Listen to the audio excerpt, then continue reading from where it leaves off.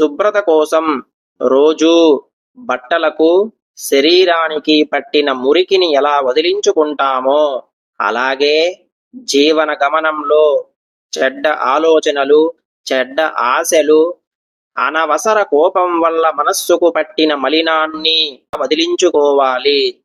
ప్రతిరోజు మన బుద్ధిని శుద్ధి చేయడం చాలా అవసరం. దానివల్ల చెడు భావనలు తొలగి మనకు దుఃఖము, బాధ, కష్టాలు దరిచేరవు.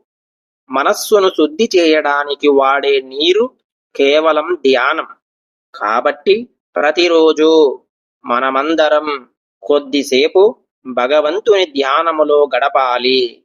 అమ్మ సన్నిధిలో ఎంతటి వాడికైనా చెడ్డ ఆలోచనలు పోయి మనస్సు ప్రశాంతత పొందుతుంది. అలాగే ఆ పరాశక్తి సమక్షంలో మనం మనస్సులోని కల్మషాన్ని కడుక్కోవాలి.